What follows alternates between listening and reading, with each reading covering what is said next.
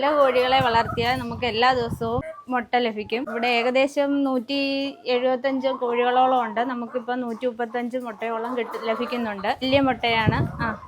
ആവശ്യക്കാരുണ്ടല്ലോ. ഉണ്ട്. പീത്തിരിയുടെ ഒരു പ്രത്യേകത ഇങ്ങനെ ചുവന്ന മുട്ട അല്ലേ? ചുവന്ന മുട്ട. ഇതൊന്ന് കഴുകിയെടുത്തിട്ട് കോഴിയുടെ മുന്നിലോട്ട് ഇട്ട് കഴിഞ്ഞാൽ ഇഷ്ടം പോലെ പെട്ടെന്ന് തിന്നോളൂ. ഇതിപ്പോ ഇട്ടേക്കുന്നതേ ഉള്ളൂ, വാരാറായില്ലേ? ഇത് വാരുന്ന ഇങ്ങനെ കിടക്കുന്നത്. ഇന്ന് വാരിയായിരുന്നു കുറച്ച്. അന്നേരം ഇത് ഇങ്ങനെ ഇതുപോലാണ് ഇതിനകത്ത് കിടക്കുന്നത് തന്നെ.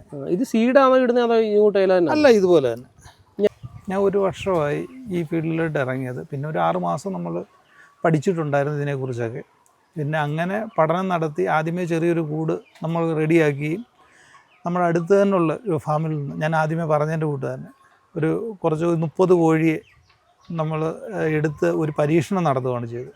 പരീക്ഷണം നടത്തിയപ്പം അതിനകത്ത് കുറച്ച് രോഗങ്ങൾ ഫസ്റ്റ് സ്റ്റേജിൽ തന്നെ നമുക്കൊരു 3-4 കോഴിയെ നഷ്ടപ്പെടുകയും പിന്നെ അവർക്ക് ഇതിൻ്റെ മെഡിസിൻ എന്ത് കൊടുക്കണമെന്ന് ബാക്കിയുള്ള കാര്യങ്ങളൊന്നും അറിയത്തില്ല. അങ്ങനെ ഒരു പ്രശ്നമാണ് വന്നു. പിന്നെ തുടക്കം അങ്ങനെ തന്നെയായിരുന്നു.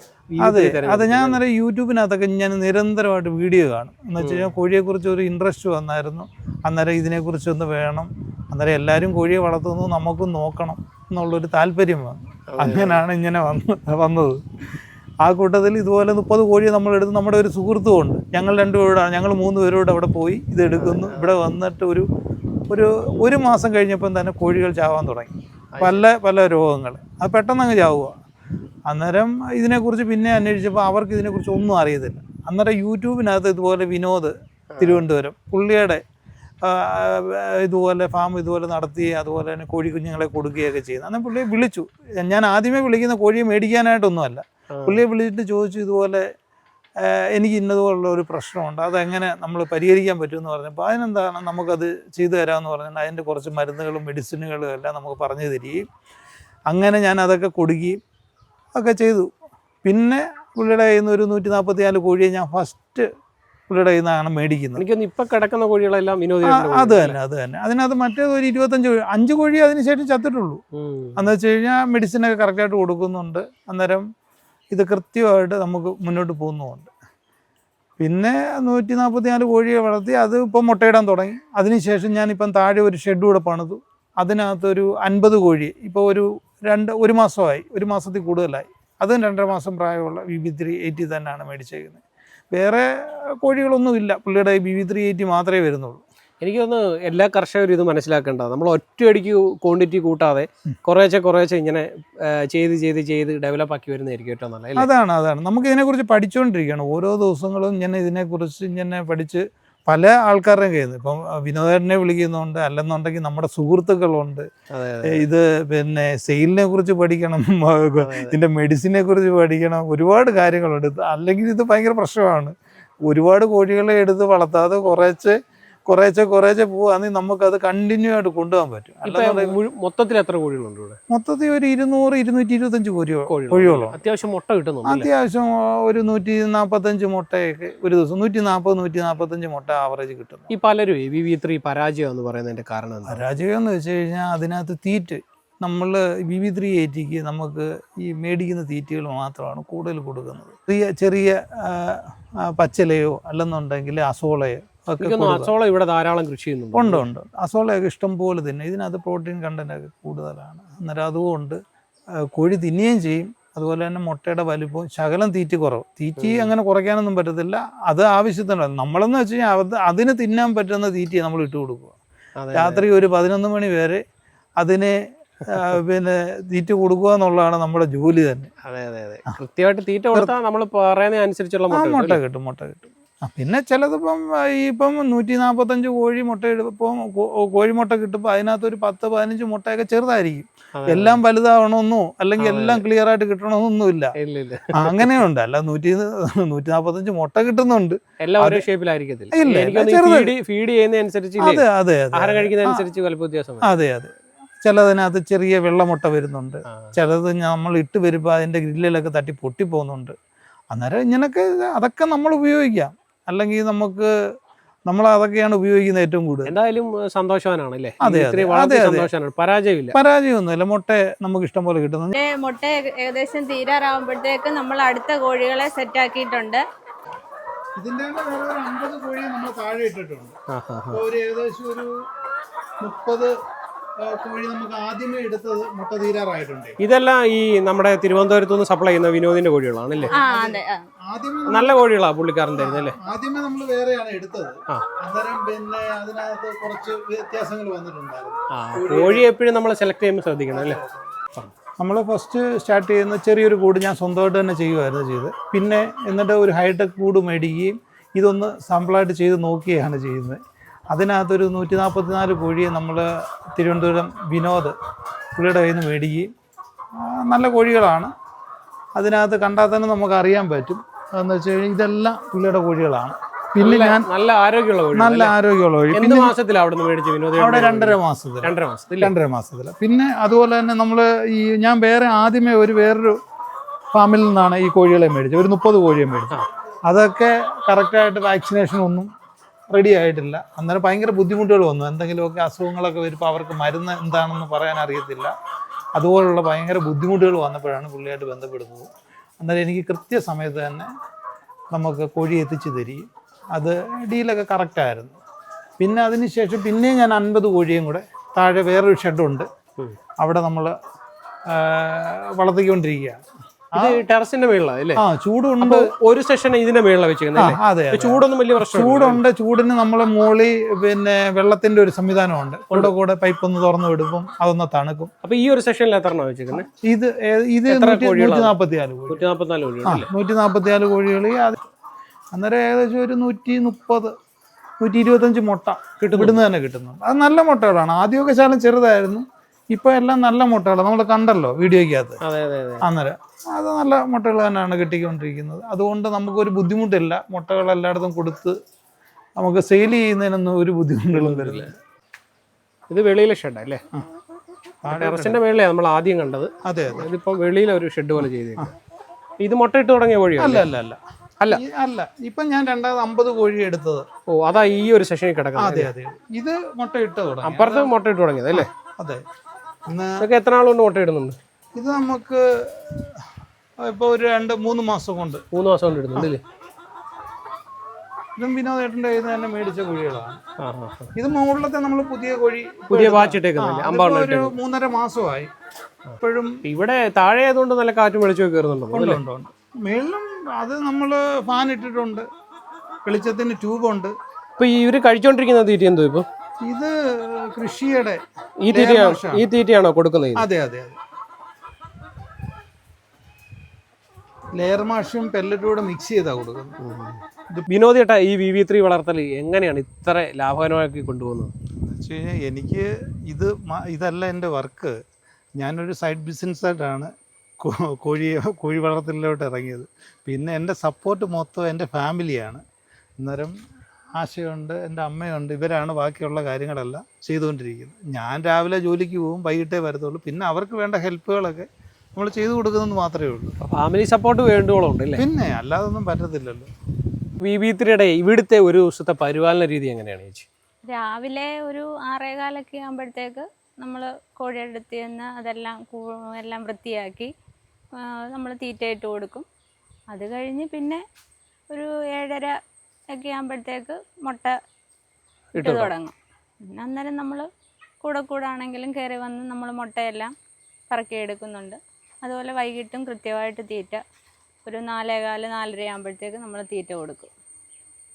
അപ്പം 2 ടൈമിലാണ് ആഹാരം ഉള്ളത് അല്ലേ? അപ്പം മുട്ട പറക്കാനുള്ള സ്പെൻഡും അതേപോലെ തന്നെ ആഹാരം കൊടുക്കാനുള്ള സമയം ചെലവഴിക്കുന്നുള്ളൂ ഇവരോടൊപ്പം അല്ലേ? ഉണ്ട്.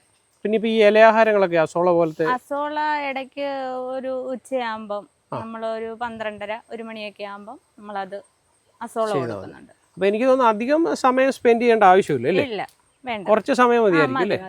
ഇതാണ് അസോള. അസോള കുറെ കൃഷി ചെയ്തിട്ടുണ്ടോ? ഉണ്ട്. ഇതാകുമ്പോൾ ഇങ്ങനെ വാരി എടുക്കുക, ഇത് വെള്ളത്തിനകത്തിട്ട് കട്ട വെച്ചിട്ട് ടാർപ്പാള ഇട്ടിട്ട് വെള്ളം നിറച്ചേക്കും. അതേ ഉള്ളൂ, വലിയ താഴ്ചയൊന്നുമില്ല. ഇത് വാരി എടുക്കുന്നതനുസരിച്ച് പിന്നെ ഉണ്ടാവും അല്ലേ? ഉണ്ടാവും. ഇതുണ്ടല്ലോ, ഇതൊന്ന് കഴുകിയെടുക്കുക. കഴുകി എടുത്തിട്ട് കോഴിയുടെ മുന്നിലോട്ട് ഇട്ട് കഴിഞ്ഞാൽ ഇഷ്ടം പോലെ പെട്ടെന്ന് തിന്നോളും. ഇതിപ്പോ ഇട്ടേക്കുന്നതേ ഉള്ളൂ തോന്നില്ലേ, വാരാറായില്ലേ? ഇത് വാരുന്ന ഇങ്ങനെ കിടക്കുന്നത്, ഇന്ന് വാരിയായിരുന്നു കുറച്ച്. അന്നേരം ഇത് ഇങ്ങനെ ഇതുപോലാണ് ഇതിനകത്ത് കിടക്കുന്നത് തന്നെ. ഇത് സീഡാണോ ഇടുന്നത് അതോ ഇങ്ങോട്ട് ഇല തന്നെ? അല്ല, ഇതുപോലെ തന്നെ ഇങ്ങനെ ഇല തന്നെ ഇടുക. ഈ ഇല തന്നെ ഇടുകയാണ്.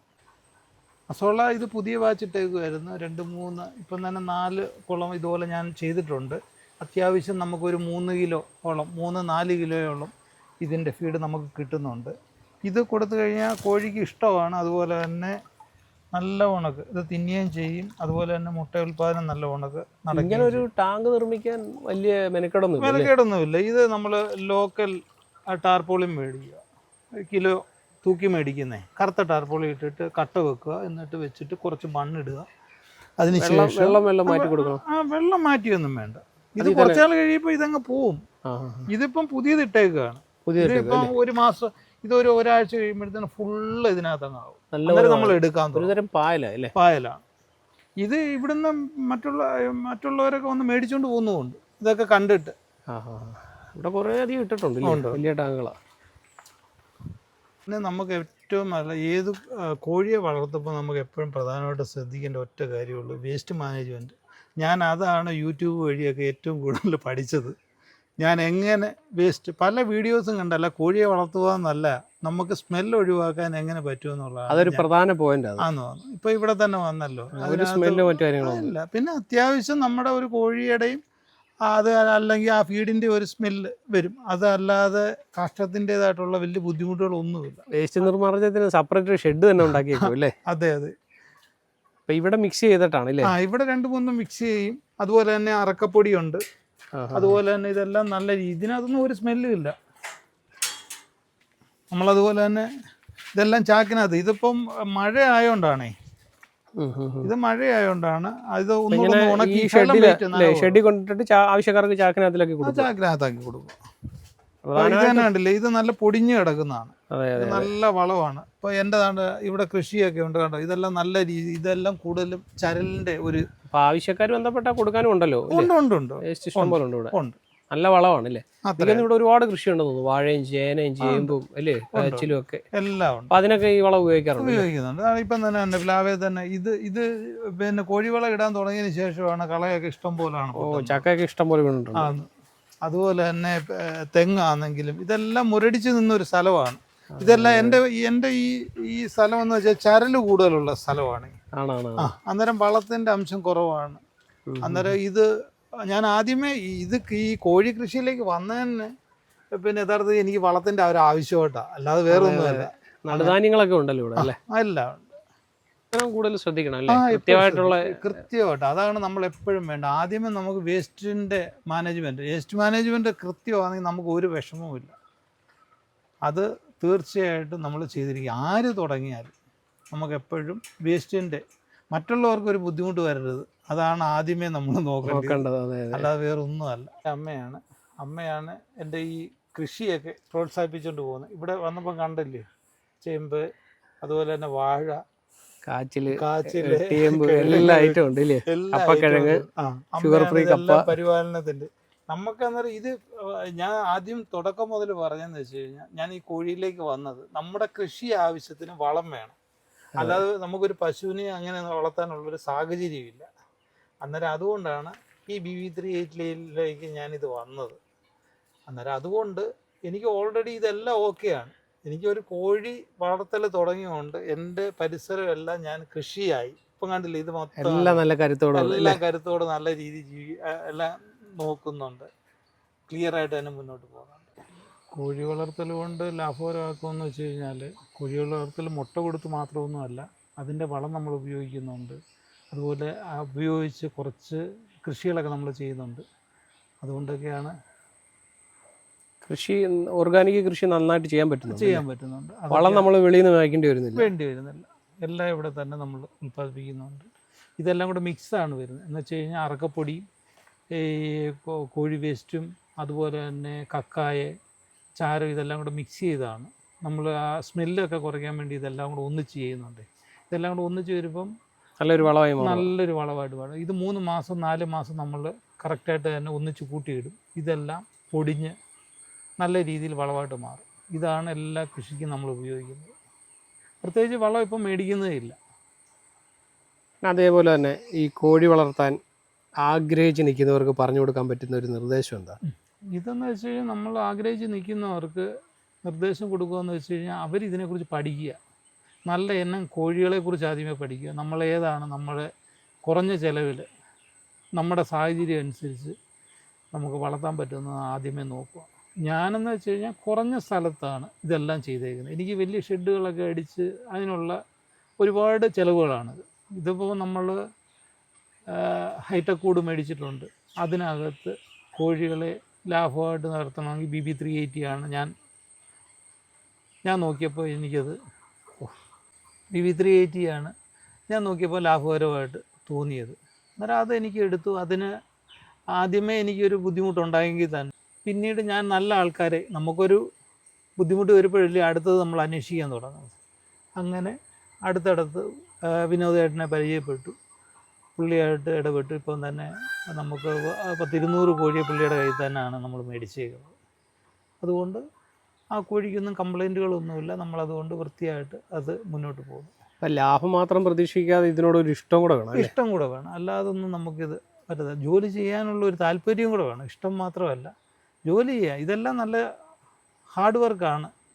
അന്നേരം അതിൻ്റെ കൂടെ എപ്പോഴും നിന്നെങ്കിൽ മാത്രമല്ല, ഫാമിലി ആണെന്നെങ്കിലും ആരാണെങ്കിലും അതിൻ്റെ കൂട്ടത്തിൽ തന്നെ നിന്നെങ്കിൽ മാത്രമേ ഇതൊക്കെ മുന്നോട്ട് പോകാൻ പറ്റത്തുള്ളൂ. അല്ലാതെ പെട്ടെന്ന് ഒരു വർഷം കൊണ്ടൊന്നും ഇതിനകത്ത് ഒരു ലാഭവും നമുക്ക് കിട്ടത്തില്ല.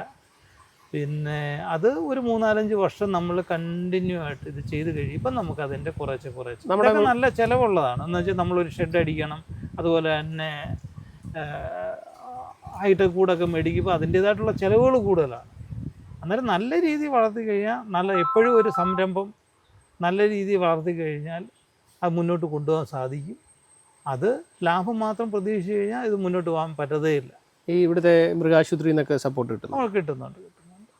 നമ്മുടെ മനോജ് മാത്യു എന്ന് പറഞ്ഞ അസിസ്റ്റൻറ്റ് കൃഷി ഓഫീസറുണ്ട്. പിന്നെ നമ്മുടെ മീര രാജ്, അവരൊക്കെ ഒരു 2-3 തവണ നമ്മുടെ വീട്ടിൽ വരിക, സന്ദർശനം നടത്തി നമുക്ക് വേണ്ട നിർദ്ദേശങ്ങളൊക്കെ നൽകുകയൊക്കെ ചെയ്യും. നമ്മുടെ ഫാമിൽ വന്ന് വിസിറ്റ് ചെയ്തിട്ടുണ്ട്. വന്നിട്ടുണ്ട്. അത് വലിയൊരു കാര്യമാണ്. പലയിടത്തും നമ്മൾ പോയിട്ട് ഇങ്ങനൊരു സംഭവമൊന്നുമില്ല. എല്ലാവരും തന്നെ പഞ്ചായത്തിൽ നിന്ന് പ്രസിഡന്റ്, നമ്മുടെ മെമ്പർ, അതുമായിട്ട് ബന്ധപ്പെട്ട ആൾക്കാരെല്ലാം വന്നിട്ടുണ്ടായിരുന്നു. അവരെല്ലാം ഇത് കണ്ടു. അന്നേരം അവർക്ക് ഈ ചെറിയ ചുറ്റളവിൽ ഇതൊക്കെ ചെയ്തപ്പോൾ ഒരു അതിശയമായിരുന്നു. അവർ നമുക്ക് സപ്പോർട്ട് ചെയ്തു. അന്നേരം എന്തെങ്കിലും ഉണ്ടെന്നുണ്ടെങ്കിൽ നമുക്ക് സപ്പോർട്ട് ചെയ്യാൻ കൃഷിഭവനിലെ സാറാണ് എപ്പോഴും നമ്മളെ വിളിക്കുന്നുണ്ട്. എന്ത് കാര്യം ഉണ്ടെങ്കിലും പുള്ളിയാണ് നമുക്ക് ഇതിൻ്റെ ഒരു മാർഗനിർദ്ദേശം നൽകിയത് തന്നെ പുള്ളിയാണ്. അങ്ങനെ ഒരു സപ്പോർട്ട് ഉണ്ട് നമുക്ക്. തീർച്ചയായിട്ടും. നമ്മൾ സാമ്പത്തികം മാത്രമല്ലല്ലോ, നമ്മളൊരു സപ്പോർട്ടെന്ന് പറഞ്ഞു കഴിഞ്ഞാൽ എന്തായാലും നല്ല രീതിയിൽ പോകുന്നുണ്ട്. അതെ.